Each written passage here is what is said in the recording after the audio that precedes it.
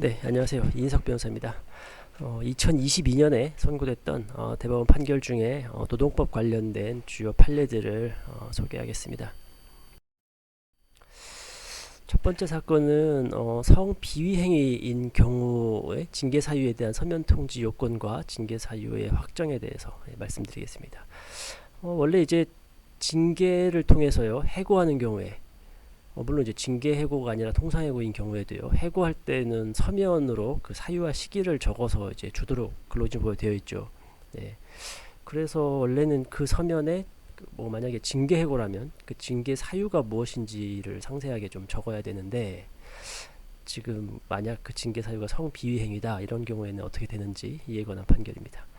요지를 보시면 성비위행위의 경우 각 행위가 이루어진 상황에 따라 그 행위의 의미 및 피해자가 느끼는 수치심 등이 달라질 수 있으므로 원칙적으로는 해고 대상자의 방어권을 보장하기 위해서 각 행위의 일시, 장소, 상대방, 행위 유형 및 구체적 상황이 다른 행위들과 구별될 수 있을 정도로는 특정되어야 한다. 일단 그렇죠. 원칙적으로 방어권 보장 때문이니까요. 그 어떤 행위, 그러니까 징계 사유가 되는 그 어떤 행위 사실에 대해서 일시, 장소, 상대방, 행위 유형, 구체적 상황 이런 것들은 기재가 되는 게 맞는데, 그런데 이제 이게 일단 두 가지인데요. 성비위행위인 경우, 그리고 지금 이 사건에서 문제가 됐던 거는 이게 이제 선생님인데 학급에 이제 학생들이 많잖아요. 한 명이 아니고 많은데, 하여튼 부적절한 이제 언행 이런 게 있었고 또 신체 접촉 뭐 이런 게 있었는데 그게 이제 한 명이 아닌 거죠. 그러니까 특정이 가능할 수도 있지만 한편으로는 이 사건 같은 경우는 그 학급에 있는 학생들 다수라서요. 이 뒤에 보시는 것처럼 불특정 다수인 경우인데, 보시면요, 불특정 다수를 상대로 하여 복수의 행위가 존재하고, 그러니까 이게 일회성이 아니라 여러 가지 행위가 있죠. 복수 행위가 존재하고 그 상대방, 그 피해 학생들도 사실 특정하기가 좀 뭐랄까요, 딱 누구한테 어떤 행위를 했다고 하기가 좀 애매한 불특정으로 보이는 이런 다수, 그러니까 이런 행위가 존재하고요. 그리고 이 해고 대상자 이 선생님이 이제 본인이 그렇게 한 것 자체는 다 인정을 했거든요. 그래서 그와 같은 행위 자체가 있었다는 점을 다 인정하는 경우, 이런 경우라면 그 해고 사유에 뭐 정확하게 누구한테 어떻게 말을 했고 그리고 뭐 이런 것들을 아주 상세하게 나열하지 않더라도요, 지금 가능하다. 그러니까 서면 통지 과정에서 개개의 행위를 모두 구체적으로 특정하여야 하는 것은 아니다. 왜냐하면 이미 그 징계 과정에서 다 본인도 인정했고 이 사유가 무엇인지 다 이제 확인이 됐고, 그러니 그 마지막에 이제 절차상 필요한 이 서면 통지 관련돼서 그 서면에 이게 상세하게 기재될 필요까지는 없다. 그리고 그거를 거기다 너무 상세히 기재하면 사실은 피해자에 대해서 또 문제가 되지 않습니까? 그러니까 피해자 입장에서는 그런 것들이 외부로 밝혀지거나 이런 것들을 원하지 않는데 거기에 상세히 나열되는 게 바람직하지 않을 수도 있으니까요. 그래서 이 판결에서 성비위행위 관련된 어떤 이러한 경우라면 어느 정도까지 그럼 기재해야 되냐 이에 관한 설시를 했던 판결입니다. 네. 두 번째는 이게 이제 파견법상 직접 고용 의무에 대한 규정이 있는데요. 그런 경우에 그러면 그 직접 고용이 되면 그 이후에, 그러니까 이제 법조문엔 그 말이 없거든요. 직접 고용을 이제 되는 걸로 의지될 뿐 어떤 형태로 고용되는지에 대해서 이제 규정되어 있는 건 아닌데 거기에 관한 해석입니다. 보시면요, 직접 고용 의무 규정의 입법 취지 및 목적에 비추어 볼 때 특별한 사정이 없는 한 사용사업주, 그러니까 파견받은 거죠. 사용사업주는 직접 고용 의무 규정에 따라 근로계약을 체결할 때 기간을 정하지 않은 근로계약을 체결하여야 함이 원칙입니다. 이게 답입니다. 네, 이걸 절시한 거예요. 그러니까 파견법에는 이게 기간을 정하지 않는 근로계약을 체결한 걸로 본다고 돼 있는 게 아니다 보니까요. 이제 그게 다툼이 됐던 거죠. 이제 요 뒤에 단서 보시면요. 다만 파견법 제6조의 2제 2항에서 파견 근로자가 명시적으로 반대 의사를 표시하는 경우에는 직접 고용 의무의 예외가 인정된다. 아니 뭐 파견 근로자 입장에서는 나는 그런 걸 원하지 않는다. 뭐 그럴 수 있죠. 조항에 있으니까요. 그리고 그런 경우에까지 직접 고용된 걸로 볼 필요는 없으니까 이제 법에 규정이 되어 있는데, 그러니까 이 말은 뭐냐면 파견 근로자의 의사를 를 고려할 수 있다라는 거죠. 그래서 그걸 고려할 때 파견 근로자가 사용사업주를 상대로 직접 고용 의무의 이행을 구할 수 있다는 점을 알면서도, 그러니까요, 당연히 알면서도 나는 근데 직접 고용이 됐을 때 기간제였으면 좋겠다 희망할 수도 있잖아요. 그래서 기간제 근로계약을 희망하였다거나 그럴 수 있죠. 근데 만약에 그 사용사업주가 아니야, 이거 기간제로 하면 안 돼, 나는 저기 기간에 정함이 없는 걸로 고용을 할 거야, 내지는 해야 돼, 이렇게 할 필요까지는 없는 거잖아요. 그러니까 파견 근로자 본인이 원하면 그렇게 할 수 있는 거죠. 그러니까 이런 경우라거나, 아니면 두 번째는 사용사업주의 근로자 중에 해당 파견 근로자와 같은 종류의 업무 또는 유사한 업무를 수행하는 근로자, 거기 이제 파견 사업장 있지 않습니까? 거기에 다른 근로자가 있는데 해당 파견 근로자와 같은 종류의 업무나 유사한 업무를 수행하는 근로자가 있을 수 있죠. 이 근로자들도 대부분 기간제 근로계약을, 그러니까 이건 이제 파견이 아니라 직접 고용을 사용사업주가 하고 있는 경우인데 그분들이 대부분 기간제더라 라면, 그러면 반대로 이 파견 근로자를 정규직으로 채용하면 형평에 좀 어긋날 수도 있죠. 네, 그래서 이런 경우라면 파견 근로자로서도 애초에 기간을 정하지 않은 근로계약 체결을 기대하기 어려웠을 것이다. 이런 경우와 같이, 이런 경우라면 직접 고용관계의 계약기간을 정하는 것이 직접 고용 의무 규정의 입법 취지 및 목적을 잠탈한다고 보기 어려운 특별한 사정이잖아요. 그렇죠. 그러니까 본인이 희망하지 않는 경우라거나, 아니면은 그 파견 사업장의 대부분 근로자가 다 같은 일을 하시는 분들이 기간제로 다 채용되어 있다거나, 뭐 이런 경우라면 직접 고용이 이루어질 필요, 이게 직접 고용이 됐을 때 기간제로 채용되는 걸로 봐도 큰 무리는 없겠죠. 그러니까 이러한 경우라면 입법 취지 및 목적을 잠탈하기 위해서 일부러 기간제로 직접 고용하는 경우는 아니니까, 이런 경우라면 사용사업주가 파견 근로자와 기간제 근로계약을 체결할 수 있을 것이다. 네, 이제 이런 예외적으로 이런 경우도 있을 수 있다는 거죠.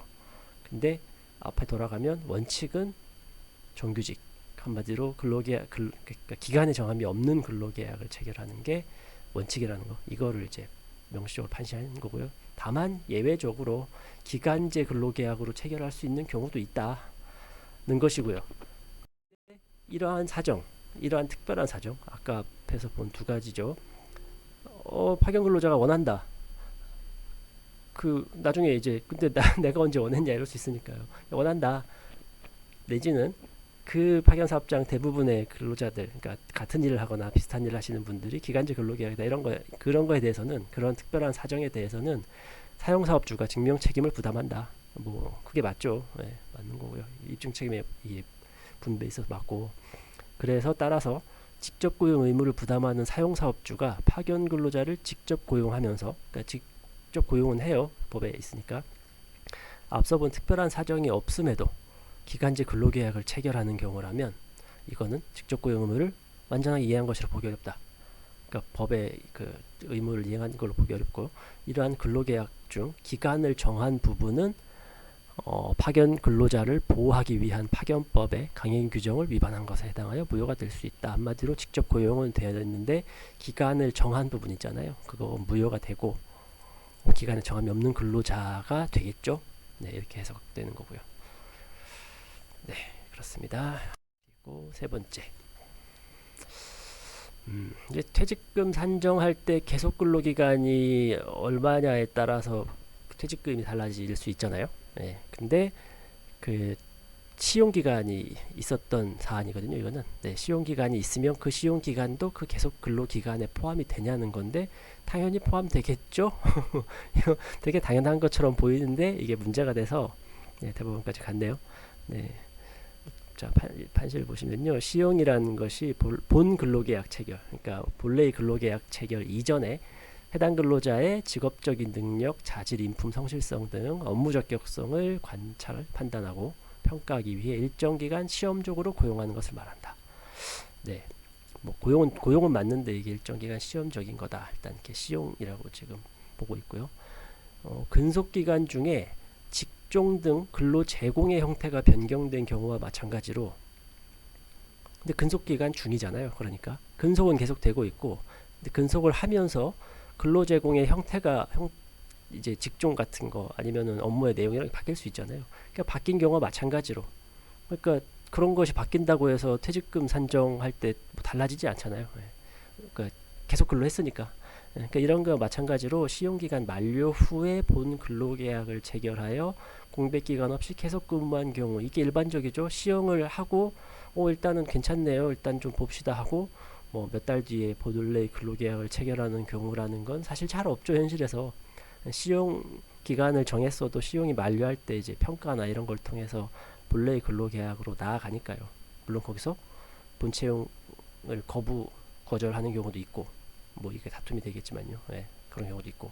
그렇지만 통상적으로 보통 시용이 끝나면서 곧바로 본래의 근로계약으로 나아가니까, 그러니까 이렇게 계속 근무한 경우, 이런 것처럼 공백기간 없이, 그러면 시용기간과 본 근로계약 기간을 통산한 기간을 퇴직금 산정 기초가 되는 계속 근로기간을 보아야 한다. 너무 당연한 말 같아요. 근데 다만 이제 이 사건에서는 처음에 시용이 한 달밖에 없었지만 한 달 시용이 있고, 그 다음에 또 그 기간제 계약직이 있었고, 그 다음에 이제 뭐 기간 정함이 없이 이렇게 쭉 갔는데, 뭐 그렇다 하더라도 이건 연속적으로 쭉 계속 근로를 하신 분이라서 모두 다 이거 포함해야 된다, 이제 이런 판결이었고요. 이게 참 이게 이제 다만 이제 이 회사에서는 그 퇴직금이 이제 누진제가 적용되고 또 중간에 규정이 바뀌어서 이게 적용이 되냐 안 되냐 뭐 다양한 쟁점이 있었는데, 저 시용기간 한 달에 대해서도 이제 사용자 입장에서는 이제 다퉈보고 싶었던 것 같아요. 그거 빼면은 그게 금액이 달라지니까. 예. 그래서 이게 논점이 돼서 이제 쟁점이 되니까 이렇게 올라온 것 같고요. 다만 뭐 계속 근로하면, 네, 단절됨 없이죠. 단절이 되면 안 되니까 단절됨 없이 계속 근로를 한 게 맞으면 그 당연히 퇴직금 산정의 기초가 되는 계속 근로 기간에 포함된다. 예, 당연한 판결입니다. 그래서 원고가 피고의 수습사원으로 근무한 기간, 사실 이제 여전히 법원에서는 이 시용과 수습을 좀 혼용해서 쓰는 것 같은데, 여하튼 이렇게 근무한 기간이 단순히 실무 전형에 불과한 것이 아니라, 그러니까 채용 과정이 아니죠. 그러니까 면접 보고 이런 거 있잖아요. 채용 과정이 아니고 현실적으로 근로를 제공한 시용 기간에 해당했던 것으로 보이므로, 그러니까 정말 그러니까 시용이긴 한데 정식으로 채용돼서 근로한 게 맞고요. 맞잖아요. 그렇다고 하면 원고가 수습기간 만료 후에도 계속 피고의 근로자로서 근무한 이상 원고의 수습사원 근무 기간도 퇴직금 산정의 기초가 되는 계속 근로 기간에 포함된다. 네, 뭐 그렇습니다. 연결돼 있냐가 중요한 거고요. 단절됨이 없으면 되는 거고요. 네. 자, 네 번째 이제 징계 시효의 기산점인데, 통상적으로는 그 취업 규칙 같은데 그 징계 시효를 규정하는 경우가 많이 있습니다. 이제 그러니까 어떤 징계할 수 있는 사유, 그러니까 징계 사유가 있은 때로부터 뭐 3년 내에 징계한다거나 뭐 이렇게 정하는 경우가 많은데, 자 그러면은 그 기간의 기산점, 마치 뭐 어떤 소멸시효의 기산점이죠. 그러니까 그 징계 시효의 기산점은 어디냐, 이게 문제가 된 사안인데, 일단 판단 요지를 보시면요. 만일 근로자에게 징계 사유가 있더라도 그 사유가 나중에 밝혀지기 전까지 징계를 할 수 없었던 부득이한 사정이 있다면 사용자가 징계 절차를 개시해도 충분할 정도로 징계 사유에 대한 증명이 있다는 것을 알게 된 때로부터 징계위원회 개최 시한이 기산된다고 보아야 한다. 네. 그러니까 이게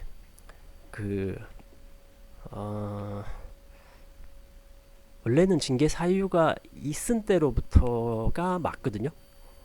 왜냐하면 그러니까 안 그러면 이게 무한정 갈 수가 있어요. 사실은. 네. 그러니까 징계 사유가 있은 때로부터 하는 게 맞고, 지금 요 판결에서는 뭐가 문제였냐면 징계 사유로 뭐가 정해져 있냐면 그러니까 유죄의 확정 판결, 그러니까 형사재판에서 유죄를 받고 그게 확정이 되면 판결이 확정된 때로부터 그 3개월, 6개월 이렇게 안에 징계를 하도록 되어 있었어요. 그러니까 이게 왜냐하면 이제 뭐 어떤 데에는 이제 뭐 기소가 되면 그 징계하기도 하지만, 일단 여기서는 유죄의 확정 판결, 그러니까 형사재판에서 유죄가 나오면, 그리고 그게 확정이 되면 그때로부터 이제 하기로 했는데, 근데 문제는 이제 이 근로자가 유죄 판결을 받았는지를 회사가 몰랐던 거죠. 왜 그러냐면 이게 만약에 이제 좀 사안이 중요해서 이게 그 구속이 되거나 아니면은 판결에서 그 어떤 실형을 받아서 법정 구속이 되거나 하여튼 구속이 되면 출근을 못 할 테니 그러면 이제 회사가 그 어떤 그걸 좀 알게 될 수는 있잖아요. 근데 그렇지 않고 만약에 집행유예 판결을 받거나 수사 단계에서 구속이 안 되면 그럼 사실은 이분이 형사재판을 받는지를 회사가 알 방도가 원칙적으로는 없어요. 이거는 뭐 사적인 영역이라서요. 이 사안에서도 이 근로자가 유죄 확정 판결을 받았는데 회사가 모르고 있었죠. 몰랐던 거고 그걸 나중에 이제 알게 되니 알게 된 때로부터 그 취업규칙에서 정한 그 기간 내에 징계를 했는데 당사자 입장에서는 유죄 확정 판결이 있은 때로부터 정해진 기한 내에 징계를 안 했으니 이거는 징계할 수 있는 기한을 넘긴 거다. 징계 시효 끝났다. 이렇게 다투는 거거든요. 거기에 대해서 대법원이 지금 보시는 것처럼 그러니까 징계 사유가 있더라도 있었죠. 판결이 있었으니까. 근데 그 사유가 나중에 밝혀지기 전까지 징계를 할 수 없었던 부득이한 사정이라는 게 이 사건에서 회사가 그걸 알 수 없죠. 왜냐하면 개인의 어떤 재판이니까요. 이게 사측이 알 수 있는 방도가 없거든요. 사실 알리지 않으면. 이런 경우라면 사용자가 징계 절차를 개시해도 충분할 정도로 징계 사유에 대한 증명이 있다는 것을 알게 되는데 한마디로 판결을 받았고 확정이 됐다. 이제 그런 사실들을 알게 된 때로부터 징계위원 개최 시한이 기산된다. 뭐 그때로부터 이제 그 정해진 기한 내 징계하면 할 수 있다. 이렇게 된 거거든요.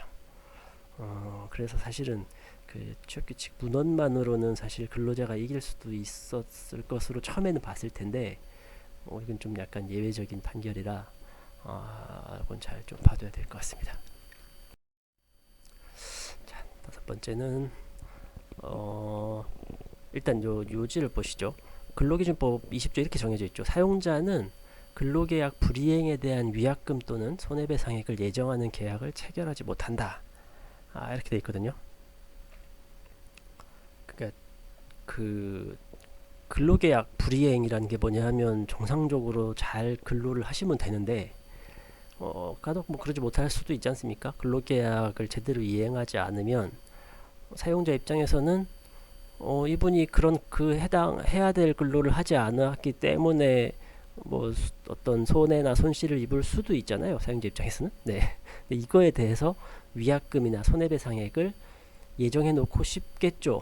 왜냐하면 손해보기 싫으니까. 근데 그렇게 계약을 하지 못하도록 근로기준법에 되어 있는 겁니다. 20조에. 그 이유는 뭐냐면 요 뒤에 나오는 것처럼 근로자가 근로계약을 불이행한 경우, 그러니까 불이행한 경우에 반대급부인 임금, 당연히 근로를 하니까 임금을 받고 임금 받으니 근로하는 거잖아요.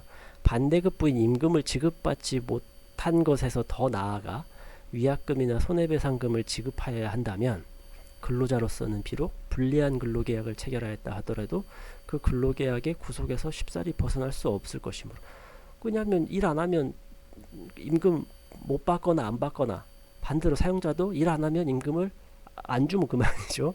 사실 무노동 무임금이니까요. 지금 현재는. 그래서 그렇게 하면 되지. 이게 만약에 일반 사법상의 계약이라면 근로계약이 아니라 그걸 이행하지 않았기 때문에 그 반대급부, 그러니까 뭐 매매라고 치면은 매매 목적물이겠죠. 목적물을 그러니까 물건을 줘야 돈을 주는 것처럼. 근데 그 계약을 이행하지 않아서 채무불이행이죠. 손해가 발생하거나 하면 손해배상도 할 수 있죠. 일반적인 사법상의 계약이라면. 근데 그렇게 하지 않는 이유가 바로 이거죠. 근로계약의 특수성이니까. 그 반대급부가 임금이니까요. 그 임금을 안 주거나 하면 되는데 플러스 위약금이나 손해배상금, 위약금은 어차피 손해배상의 성격이니까요. 손해배상금을 지급하라고 한다면 그러면 일을 안 하지도 못하고 아무튼 여기 불리한 근로계약, 그렇잖아요. 그러니까 근로계약이 불리해서 일 못하겠다는 말도 못하게 되잖아요. 그러면 근로계약 구속에서 벗어날 수 없다 이 말이잖아요. 그렇기 때문에 이런 위약금이나 손해배상액 예정의 약정을 금지함으로써 근로자가 퇴직의 자유를 제한받아 부당하게 근로의 계속을 강요당하는 것을 방지하고 회사를 나가지도 못하죠. 그러니까 왜냐하면 퇴직이라는 게 사실 자발적으로 퇴직을 하려고 해도 그 근로계약을 적법하게 종료하지 못하면요, 사실 사용자가 뭐 해고하지 않는 이상 그러면 사실 강제로 근로를 해야 되는 꼴이 돼버리니까, 뭐 노예계약처럼요. 그래서 퇴직의 자유를 제한받고 부당하게 근로계속을 강요당하는 게 돼버리잖아요. 그래서 이걸 방지하기 위한 것이고, 또한 이제 그렇게 뭐 그건 동시에 근로자의 직장 선택의 자유를 이제 보장하지 못하게 되는 거니까요. 그러니까 나가서 딴 데 가고 싶은데, 그러니까 직장 선택의 자유를 보장하며 불리한 근로계약을 해지할 수 있도록. 그러니까 원래 일반적인 근로계약이 아니라면 해지를 하고 싶으면 하고, 다만 이제 그 해지에 따른 그 어떤 잘못이 있으면요, 뭐 상대방한테 손해배상을 하거나 하면 되는 건데, 이거는 이제 그렇게 할 수 없는 거죠. 근로계약이기 때문에. 그래서 근로계약이 불리하면 그냥 해지하고 말 그대로 사직을 그냥 해버리면 되는 거죠. 만약에 그게 아니면 사직서 내면 그래 그러면은 미리 정한 손해배상금을 내고 나가 이제 이렇게 되는데 말이 안 되잖아요. 예, 그러니까 그래서 일단은 근로기준법 20조에 이런 조항이 있고 이런 취지다. 그런데 이제 보시면요.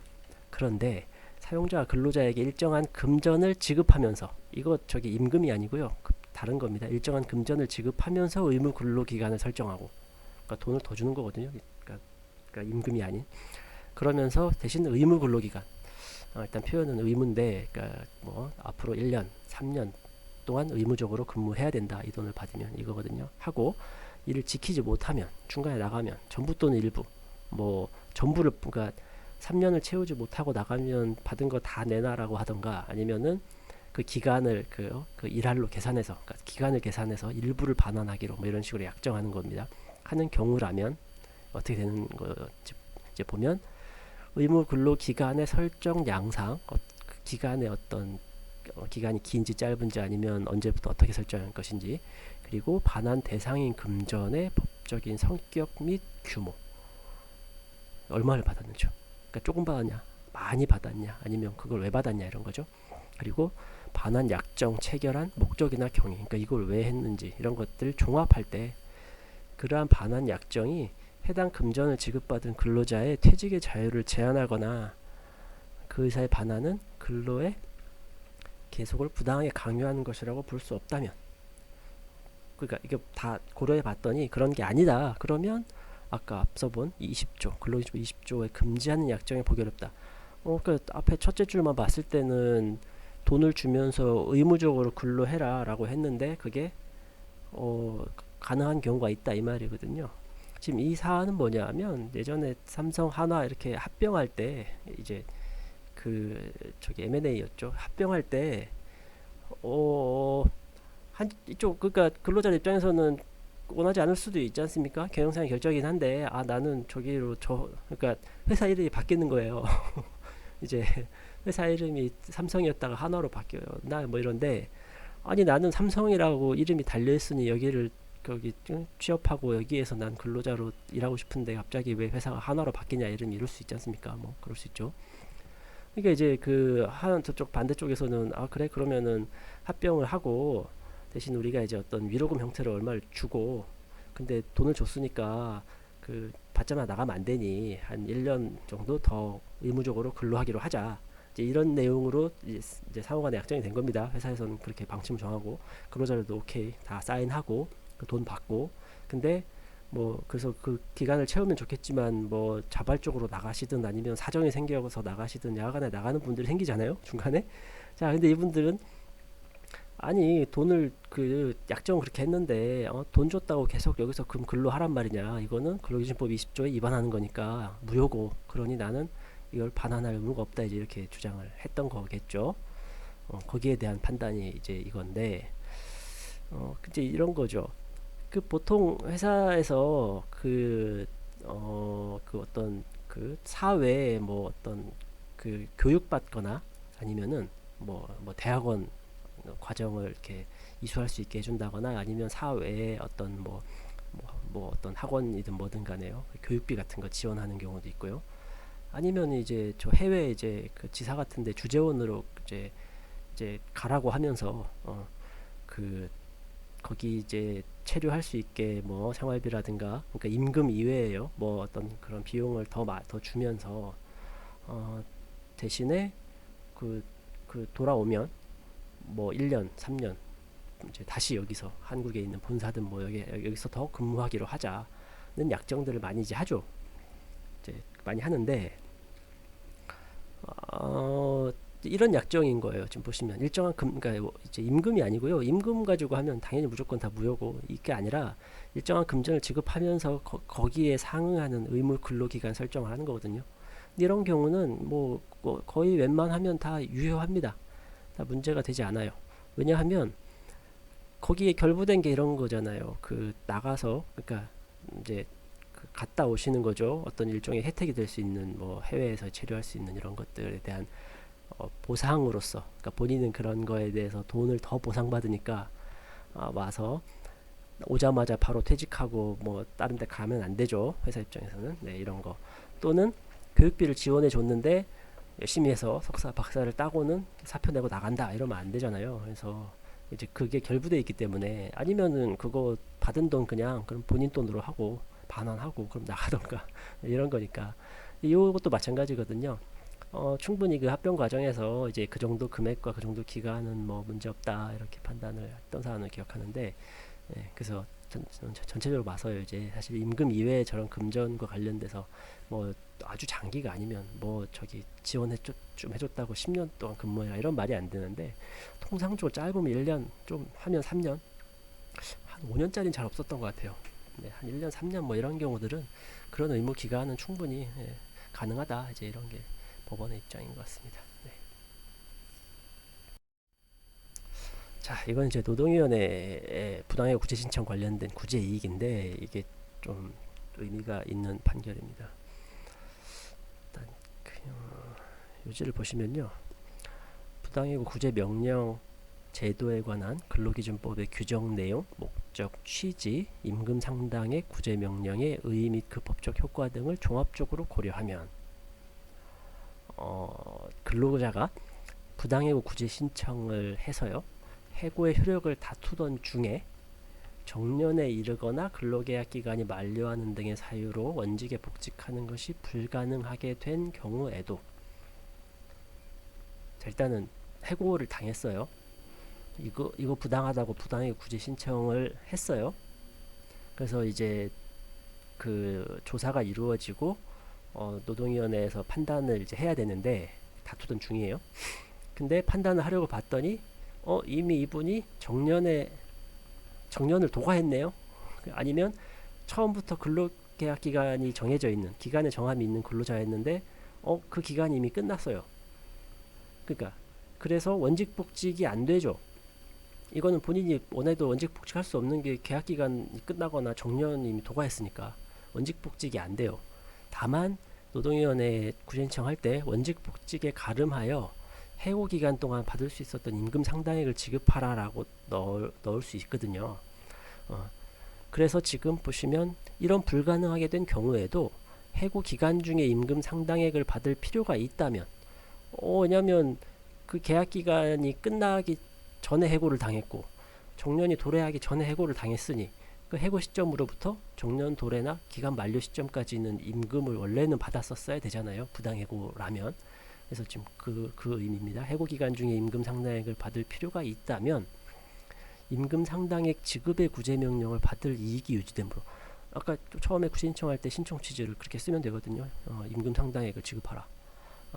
그 이익은 여전히 유지가 되고 있으니 구제 신청을 기각한 중앙노동위원회 재심 판정을 다툴 소익이 있다. 이게 왜 이렇게 나왔냐면, 원래 기존에는 판정하는 시점에 근로자가 아니면요, 이렇게 그러면 이게 소위 이익이 없다고, 예전에는 각하였고 이제는 기각이고, 뭐 하여튼 이거를 판단을 안 했었어요. 거기에 그러니까 법원도 그렇게 했었고, 그래서 저기 중노위에서도 그렇게 냈었는데, 이거를 법원에서 지금 대법원까지 가서 대법원에서 판결을 바꾼 겁니다, 사실은. 네, 소의 이익이, 이런 경우라면 소의 이익이 있다. 그러니까 판정하는 시점에 근로자는 아니겠지만, 내지는 그 재판 중에도 근로자가 아직 아니게 되잖아요. 왜냐하면 시간이 지나면 근로계약 기간은 다 끝날 것이고, 기간에 정함이 없는 근로자가 아니라면 그 다음에 정년이 도래할 수도 있죠. 재판이 뭐 1, 2심, 3심까지 가면 뭐 한 5년씩 걸리면요. 정년이 도래할 수도 있잖아요. 그러니까 그런 경우에는 더 이상 이 소의 이익이 없다 이렇게 예전엔 했었는데 이 판결로서 이제 그런 경우에도 소의 이익이 있다라고 봐준 겁니다. 다만 이제 요 뒤에 나온 판결하고 이제 혼동하시면 안 되는 게 기간 만료나 정년 도래 이전에 구제 신청을 해야 돼요. 이거는 네. 만약에 그걸 이후에 하면 그때는 이제 구제 이익이 없어요. 그래서 그거와 혼동하시면 안 되는데 그래서 일단은 이거는 원래 구제명령은 해고일로부터 3개월 내에 하셔야 되고요. 그러니까 3개월 내에 했는데 구제 신청한 이후에 그 계약 기간이나 만료나 정년 도래가 이루어지는 경우고 만약에 3개월 내에 했는데 하는 시점에 이미 기간이 만료하거나 정년 도래하면 그건 안 되고요. 뭐 3개월 만약에 해고일로부터 3개월이 지나서 구제 신청하면 당연히 안 되죠. 그건 원래부터 안 되는 거고. 네, 그걸 이제 운동하시면 안 돼요. 네.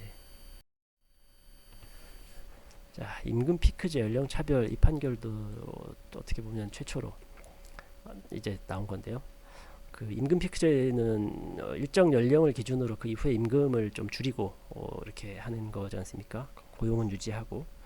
근데 이제 사실 이게 고령자법에 따라서 정년이 다 사실상 정년 연장이 됐는데 어떤 경우에는 그 고령자법에 따른 정년 연장을 할 필요가 없이 그 정년은 똑같은데 그 이전에 그러니까 임금 피크제를 적용하는 경우가 있거든요. 그러니까 요 사안도 이제 정년을 연장한 게 아니고 정년은 그대로인데 뭐 60세, 62세 그대로인데 그 한 55세부터 이렇게 임금 피크제를 적용한 소위 이제 정년 유지형, 그러니까 정년은 그대로 있고 임금 피크제만 적용한 케이스고 반대로 정년이 55세인 회사였는데 60세로 연장하면서 물론 이제 고용자법에서 하라니까 한 거죠. 하면서 그 연장된 기간은 임금 피크제를 적용하겠다. 뭐 이런 경우도 있고요. 일단은 요지를 보시면 일단 이 고령자법에는 뭐 등등 해서 합리적인 이유 없이 연령을 이유로 차별화해서는 안 된다고 이제 규정이 되어 있고요. 그러니까 연령을 이유로 차별하면 안 되는데 다만 그 앞에 합리적인 이유 없이 하면 안 된다는 거거든요. 네. 그리고 이런 규정들의 내용, 그 다음에 고용의 영역에서 나이를 이유로 한 차별을 금지하여 헌법상 평등권을 실질적으로 구현하려는 고령자법 입법 취지를 고려하면 뭐 당연히 강행 규정이고요. 그래서 단체협약, 취업규칙, 근로계약에서 이에 반하는 내용을 정하면 당연히 무효고요. 그리고 여기서 합리적인 이유가 없는 경우, 아까 앞에 보셨죠? 차별하면 안 되는데 합리적인 이유 없이 차별하면 안 된다. 그럼 반대로 합리적인 이유가 있으면 사실 차별이 아니라 다르게 정할 수 있다는 거죠. 그래서 합리적인 이유가 없는 경우란 연령에 따라 근로자를 다르게 처우할 필요성이 인정되지 않는 경우. 그렇죠? 연령에 따라 다르게 처우할 필요성이 없는데 다르게 처우했으면 차별이 되는 거고요. 아니면 달리 처우하는 경우에도 그 방법 정도 등이 적정하지 아니한 경우. 그러니까 연령에 따라 근로자를 다르게 처우할 필요성은 있는데 그 다르게 처우하는 정도, 방법 이런 것들이 적정하지 아니한 경우. 그런 경우라면 합리적인 이유가 있다고 볼 수 없다. 이렇게 된 거죠. 자, 그래서 이 사안에서는 사업주가 근로자의 정년을 그대로 유지하면서 임금을 정년 전까지 일정 기간 삭감하는 형태의 이른바 임금 피크제. 근데 이걸 다시 정년 유지형 임금 피크제라고 부르시더라고요. 네. 그래서 정년을 유지하면서, 그러니까 기존의 정년이 60세인데 60세 그대로 유지하면서 기존에 없던 임금 피크제를 이제 시행을 하는데 뭐 예컨대 55세부터 임금을 삭감하는 거예요. 이제 아니면 58세부터 삭감을 해버리는 거거든요. 네. 자, 이러한 경우에 연령을 이유로 한 차별에 합리적인 이유가 없어서 그 조치가 무효인지 여부. 그러니까 일단은요. 왜냐하면 연령을 기준으로 임금을 삭감했으니 연령을 이유로 다르게 처우한 건 맞잖아요. 너무 명백하죠. 다르게 처우하니까 임금을 다르게 주니까 그 55세가 안 되신 분들하고 55세가 넘는 분들하고 다르게 주니까 그럼 이제 합리적인 이유가 있느냐를 봐야 되는데 합리적인 이유가 있는지는 앞에서 본 그 두 가지겠죠. 그러니까 연령에 따라 다르게 처우할 필요성이 있으면 괜찮고요. 아니면은 필요성이 그 있어도 그 처우하는 정도나 방법이나 이런 내용들이 이제 맞아야 되겠죠. 그 두 가지 그런 경우잖아요. 자, 그래서 이거를 판단하는 기준으로 지금 이 판결에서 대법원이 네 가지를 들었는데요. 첫 번째는 임금 피크제 도입 목적의 타당성이고요. 목적. 그러니까 이거를 도입하는 목적이 타당하냐. 두 번째는 대상 근로자들, 그러니까 임금 피크제 적용되시는 분들이 입는 불이익의 정도. 세 번째는 임금 삭감에 대한 대상 조치의 도입 여부 및 그 적정성. 네 번째는 임금 피크제로 감액된 재원이 임금 피크제 도입의 본래 목적을 위하여 사용되었느냐. 이 네 가지를 이제 최초로 사실상 임금 피크제 관련 사건에 있어서 이제 기준이 될 만한 네 가지 기준을 얘기를 했는데요. 첫 번째는 사실 임금 피크제 도입 목적이 타당하냐가 제일 어렵죠. 어려운데 이게 제일 어려운 요건인데, 왜냐하면 지금까지는 임금 피크제 없이도 잘 뭐 어떻게 보면 해왔던 거잖아요. 지금까지는 도입 안 하고도 잘 해왔잖아요. 사실 그러니까 왜 굳이 이걸 지금 도입하느냐 이거예요. 이제 그럼 사측에서 자 입증을 잘 해야 되는데, 이제 뭐 이런 거죠. 예를 들면 근로의 내용을 봤더니 55세가 넘어가시는 분들이 좀 힘들더라, 이런 거죠. 지금까지 잘 해왔을 수도 있겠지만 다르게 보면 지금까지는 이런 걸 할 수 없었거나 못해서 안 했지, 사실 55세가 넘어가거나 58세쯤 되면 이분들이 지금 해오셨던 일을 그대로 하시기 좀 무리다, 어렵다, 뭐 이런 것들, 이런 게 이제 목적의 타당성이고, 지금 이 문제가 된 이 사안에서는 아마 여기서 안 된다, 타당성이 없다 이렇게 봤었던 걸로 기억이 나는데, 그렇고요. 두 번째는 대상 근로자들이 입는 불이익의 정도. 그 전까지 임금이 100이었는데 갑자기 임금을 50만 준다? 이건 좀 너무 과하지 않을까요? 아니면 100을 주다가 90만 준다? 한 10% 감액된다? 그러면 또 뭐 그런 정도. 이게 딱 일률적으로 정해진 건 아닌데, 지금 대략 이 이후에 나온 판결들을 종합해서 봤을 때 한 20-30% 정도까지는 가능은 한 것 같아요. 한 40% 이런 경우에 안 된다고 봤던 판결은 있고, 뭐 물론 다른 요인들도 다 봐야 되겠습니다만 한 1-20%? 뭐 이런 정도까지는 또 괜찮은 것 같고요. 뭐 그 정도 감액은 할 수 있다, 충분히. 자, 그런 불이익의 정도. 세 번째는 임금 삭감에 대한 대상 조치의 도입 여부의 적정성. 그러니까 임금을 삭감한 대신에 뭘 해줄 거냐. 근로시간을 줄여준다거나 아니면 직무의 내용을 좀 더 뭐 수월하게 할 수 있는 걸로 바꿔준다거나, 아니면 뭐 여러 가지 그런 뭐 조치들. 그러니까 그런 조치들을 도입해서 잘 뭐 시행하는지, 아니면 그게 맞는 조치인지, 임금 삭감에 대한 이런 것들. 왜냐하면 어떤 사건 이런 게 있죠. 임금만 삭감하고 하던 일 그대로 그 자리에서 그대로 근로시간 다 바뀌는 게 없이 그대로 하는 거예요. 임금만 깎은 거죠. 그냥 뭐 20% 30% 그냥 임금만 적게 받으세요, 이러면은 그게 어떤 임금 피크제라는 명목으로 과연 이게 허용이 될지, 이제 이런 거죠. 이거는. 그리고 네 번째는 임금 피크제로 감액된 재원이 임금 피크제 도입의 본래 목적을 위해 사용되었는지. 임금 피크제 도입의 주요한 그 어떤 이유 중에 하나는 또 이런 거죠. 임금 총액은 그대로인데, 그러니까 사측에서요. 여기서 피크제 적용해서 좀 줄인 걸 가지고 어떤 신규 채용이나 뭐 아니면 기업 뭐 경쟁력 강화를 위해서 어떤 연구개발이나 뭐 이렇게 하여튼 이 돈을 의미 있게 써야 될 거잖아요. 그게 아니라면은 그냥 뭐 비용 절감이죠. 뭐 임금 피크제라는 명목하에 임금만 줄여가지고 비용 절감하겠다는 건데, 그렇게 해서는 허용될 수 없는 거니까요. 그래서 이게 지금 그 감액된 재원을 어디다 어떻게 잘 썼는지, 이런 것들, 그러니까 이런 모든 것들을 종합적으로 고려해서 그 해당 그 사용자가 이 도입한 임금 피크제가 이게 적법하냐, 이걸 지금 판단을 하겠다, 이런 거고, 요게 나온 이후로 이제 요 부분 가지고 많이 이제 판단이 이루어지고 열심히 이제 다툼이 있긴 한데, 아직은 좀 판례가 쌓인 것 같지는 않고요.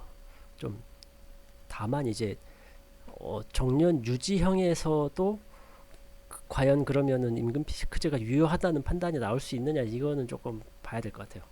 왜냐하면 정년을 연장하면, 이 판결 이후에도요, 정년을 연장하면서 기존에 55세인데 60세로 연장하면서 그 늘어난 정년까지 5년이 늘었잖아요. 그 5년 동안은 100%가 아니라 조금 뭐 80% 감액된 임금을 지급하는 이런 경우들은 뭐 거의 대부분 다 지금 유효한 것 경우들이 많이 있거든요. 다만 이게 뭐 무조건 유효하다고 볼 수는 없지만 많이 나왔는데, 지금 이 사건처럼 정년은 그대로 있고 기존 정년도 어차피 60세였는데 갑자기 55세 뭐 58세 임금 피크제를 적용하면 임금이 삭감되잖아요. 그러니까 이런 경우에도 유효하려면 조금 더 까다롭게 저 요건들을 좀 다 봐야 될 것 같아요. 네. 근데 그러나 저러나 이 판결 나온 이후로 지금 임금 피크제 관련 소송이 엄청 많이 늘어났다고 해서 이제 그런 것들이 나중에 좀 판단이 되면 좀 케이스가 쌓일 것 같습니다. 네. 자, 육아휴직자의 그러니까 불이익 처우. 육아휴직 갔다 왔다고 불이익한 처우 하면 안 되죠. 너무 당연한 거고요. 지금 남녀고용평등법에 지금 되어 있죠. 그래서 육아휴직을 마친 근로자가 복귀하면 그 휴직 전과 같은 업무를 부여해야 되는데, 그러니까 불이익한 처우 하면 안 된다는 거죠. 그러니까 같은 업무를 부여하고 당연히 뭐 임금도 사실상 동일한 같게. 그러니까 그게 이제 내용일 텐데,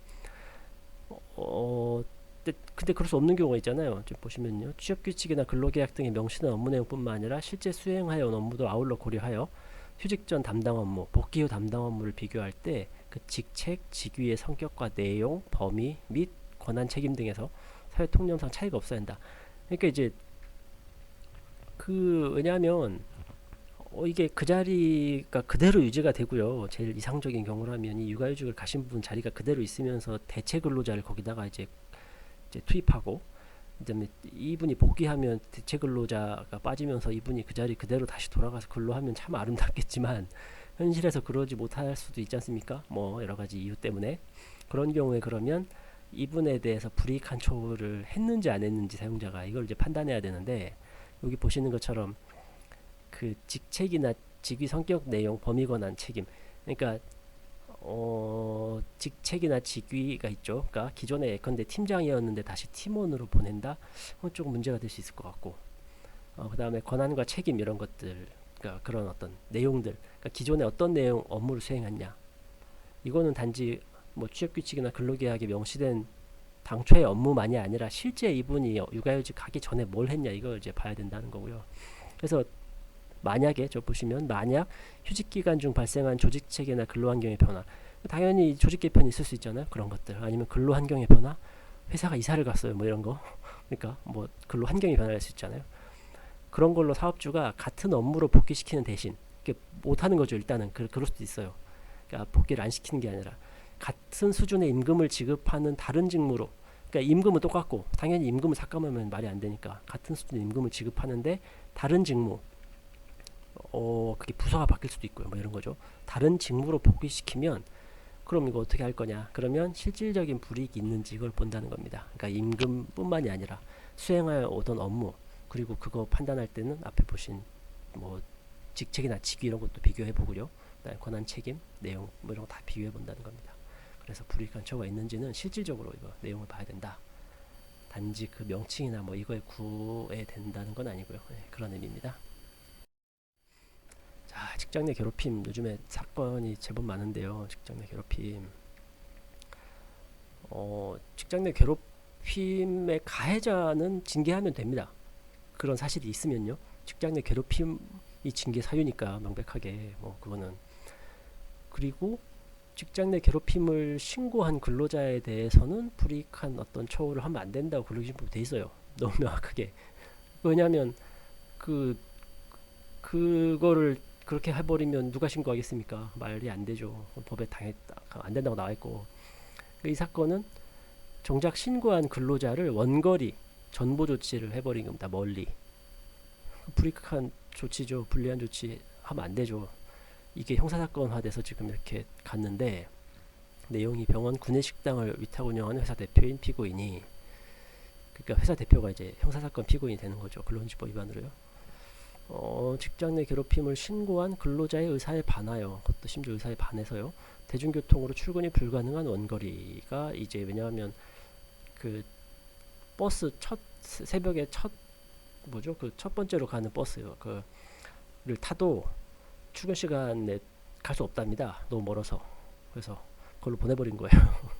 그래서 이런 불리한 처우를 하면 안 되는데, 그렇게 해버리면 이거는 근로기준법 조항, 저 76조의 3, 그 직장 괴롭힘 그 조항이지 않습니까? 그거를 위반하였게 돼서요, 이 형사처벌까지 갔던 사안이고, 징역형의 집행유예, 제법 세죠. 네, 여기까지 나왔던 사안이라, 보통 이제 주로 이제 징계나 아니면 민사적으로 많이 하는데, 이거 이렇게 형사적으로 가는 경우는 많지는 않거든요. 왜냐하면 노동청에서 시정명령 하면 다 시정하고 뭐 그렇게 다 조치가 많이 이루어지는데, 아마 이 사안은 왜 저렇게 끝까지 다퉜는지는 모르겠는데 그 직장 내 괴롭힘으로 형사처벌까지 간 좀 특이한 케이스입니다. 네. 자, 이제 정년도래, 근로계약 기간 만료, 폐업 등 그런 사정이 있은 이후에 부당해고 등 구제 신청을 하면 구제이익이 있느냐? 없다고 아까 말씀드린 그게 이 사안인데, 앞에 거랑 좀 그 구분해서 보셔야 되는 게, 자 보시면요, 근로자가 부당해고 구제 신청을 할 당시에, 그러니까 신청할 당시입니다. 당연히 부당해고 등이 있은 날로부터 3개월 이내겠죠. 3개월이 넘어가면 뭐 그건 애당초에 안 되는 거니까 3개월 이내 구제 신청을 하긴 했어요. 근데 그 당시에 이미 정년에 이르거나, 그러니까 정년도가 한 거고요. 아니면 근로계약 기간이 만료하는 등의 사유, 만료했어요. 그러니까 이게 진짜 문제가 되는 게, 근로계약 기간의 정함이 있는데 그날로부터 한 달 전에 해고한 거예요. 그러니까 계약 기간 만료 한 달 전에 해고, 그것도 해고가 부당하면 부당해고니까요. 근데 해고된 때로부터 한 달이 지나서 동시에 3개월은 안 됐죠. 한 2달쯤 지난 시점이죠. 구제신청을 넣은 거예요. 이런 경우 진짜로 실제로 들어오거든요. 그러면은 지금 보시는 것처럼 부당해 구제 신청을 할 당시에는 계약 기간이 이미 만료했죠. 그러면 근로자의 지위를 벗어난 거예요. 이런 경우에는 노동위원회 구제 명령을 받을 이익이 소멸했다라고 법원이 지금 얘기를 하고 있는 거고요. 이러한 법리는 해고뿐만 아니라 징계나 그 밖의 징벌 등에 대한 구제 신청에 대해서도 마찬가지다. 원래 이제 구제 신청은 해고뿐만 아니라 그 징계나 그 밖의 징벌 다 할 수 있으니까요. 다 동일하다는 거고, 요 기간을 잘 봐야 됩니다. 아래 보시면요, 이 제도는 해고, 휴직, 정직, 전직, 감봉, 그 밖의 징벌, 이게 이제 해고, 부당해고 등이라고 이제 법에 되어 있는데, 이런 경우에 사용자의 징계권이나 인사권 행사로 근로자에게 발생한 신분상 경제적 불이익에 대해서 있죠. 신분상, 해고면 신분상, 그 다음에 뭐 정직이나 감봉 이런 거는 경제적 불이익도 있으니까요. 이런 거에 대하여 민사소송을 통한 통상적인 권리구제 방법보다 좀 더 신속, 간이하고 경제적이며 탄력적인 권리구제 수단을 마련하는 데 제도 조치가 있다는 겁니다. 이게 따라서 이 신청 당시에 이미 근로자의 지위를 벗어난 경우라면 과거의 부당해고 등으로 인한 손해를 보상받을 목적으로, 이게 왜 이렇게 표현 나오냐면, 부당해고 당시로부터 기간 만료나 정년 도래 시까지는 못 받은 임금이 있잖아요. 근데 이건 이미 근로자의 신분을 벗어났기 때문에 과거가 된 겁니다. 과거의 부당해고 등으로 인한 손해가 돼버린 거예요. 그러니까 이런 걸 보상받을 목적으로 행정적 구제 절차를 이용하는 것은 애당초 취지가 아니다. 이렇게 그냥 법원으로 가야 된다는 겁니다. 민사적으로. 그러니까 앞에 거랑 좀 다르죠. 네. 보시면은 여기서 이제 보시면은 이 두 개를 종합적으로 얘기를 하고 있는데요. 근로자가 신속한 구제를 받기 위해 행정적 구제 절차를 이용했는데 자, 했어요. 그런데 중간에 근로계약 관계가 종료되었다는 이유로, 그러니까 기간 만료 같은 거요, 정년도래, 그 신청인을 구제 절차에서 배제하거나 그동안 노동위원회가 진행한 조사나 그 조사 결과를 토대로 내린 판정, 그러니까 이거는 보통 이제 판정하고 나중에 행정법원까지 간 경우겠죠. 이걸 모두 무위로 돌리는 것은 바람직하지 않을 것이나, 한마디로 구제 신청 당시에 근로자였다면 구제이익이 있다는 거예요. 아까 앞에 보신 첫 번째 보신 거예요. 요 직전 말고. 그러나 구제 신청 당시에 이미 근로계약 관계가 종료된 경우는 그러한 고려를 할 필요성이 크지 않다는 거예요. 요 방금 앞에 보신 것처럼 그거예요. 그래서 근로계약 관계가 종료된 시점을 구제 신청 이전과 이후로 구분하여 구제 명령을 구할 이익의 판단을 달리 하는 것은, 달리 했잖아요. 앞에 두 개 보시면 이건 충분히 합리적이다. 그래서 부당해고 등 구제 절차 도중에, 그러니까 절차 도중에 기간 만료, 정년도래 등으로 원직 복직이 불가능해도 임금 상당액 지급 후에 구제 명령을 받을 이익은 있다는 거니까 인정해야 된다는 취지고, 제일 첫 번째 보신 그거요. 구제인 신청 당시에 이미 소멸해서 근로자의 지위를 벗어나면 이런 경우도 인정해야 한다는 의미로 해석되지 않는다. 요 방금 앞에 보신 그거예요. 안 된다는 거예요. 지금 종합적으로 얘기하고 있는 거예요. 그래서 타이틀이 사업장 폐업이잖아요. 그러니까 사업장은 폐업을 했는데 사업장 폐업을 이유로 근로관계를 종료를 했다라고 사용자가 말하는 거에 대해서 근로자는 아니다. 이거는 그 해고다. 라고 한 경우가 있고, 반대로 해고를 당한 이후에 사업장이 폐업한 경우도 있고. 근데 그러면 그 폐업 시점이 언제냐, 그리고 구제인청 언제 했느냐에 따라서 이게 달라질 수 있다는 거예요. 그래서 이 시점은 잘 봐야 되는 게, 이게 노동위원회에서 종종 제법 한 번씩 있습니다. 이 케이스들이. 그래서 구제이익이 없다고 판단되는 경우가 제법 있어요. 안타깝지만. 네. 그래서 요 시점을 잘 비교해서 봐야 됩니다. 네, 지금까지 2022년 대법원 판결 중에 노동법 관련돼서 좀 의미 있는 것들을 설명을 드렸고요. 지금까지 이인석 변호사였습니다. 감사합니다.